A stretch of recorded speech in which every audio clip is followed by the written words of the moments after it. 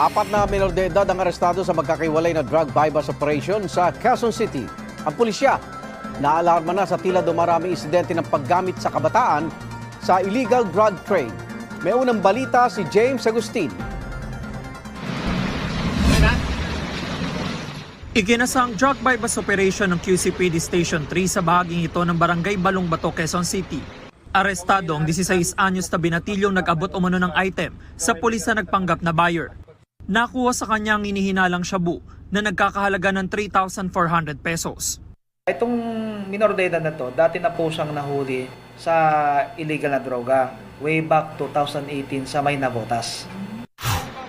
Tatlong minor de edad din ang nahulihan umano ng shabu sa Barangay Unang Sigaw. Dalawa sa kanila ay 15 anyos, habang ang isa ay 14 anyos. Nakuhanan sila ng 4 na gramo ng shabu na nagkakahalaga ng 27,200 pesos. Mga rumorondang barangay tanod daw ang nakaaresto sa kanila. Meron ho silang nakitang mga minor de edad na mayroong hawak na sachet na chinecheck. Ngayon po nung sinita, tumakbo sila pakit ng tulay. Nagkataon naman po na mayroong pong barangay rin nakabang sa kabila, kaya nahuli po yung 3 minor de edad.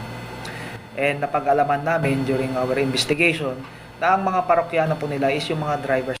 Yung dalawa po hindi namin residente, pero yung isa po doon sa na-captured namin na isang minor, residente po namin sila.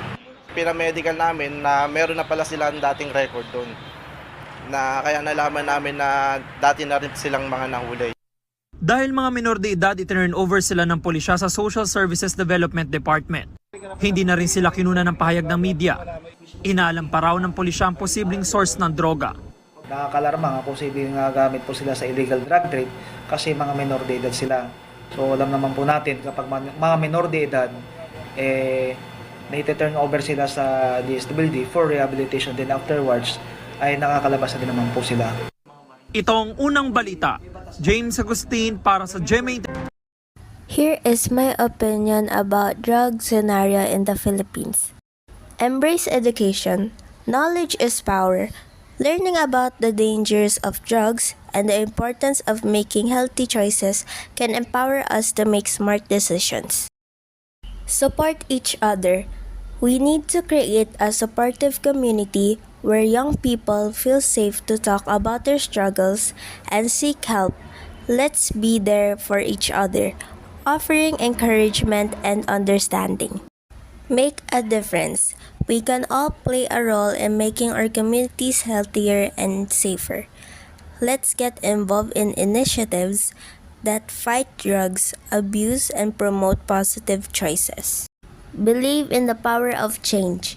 It's easy to feel discouraged when we see stories like this, but remember, change is possible. We can create a future where young people are empowered to make healthy choices and build bright futures. This situation is tough, but it doesn't have to define us.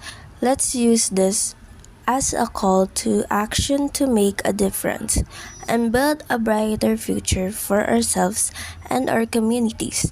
Remember, you're not alone. If you or someone you know is struggling with drug use, please reach out for help.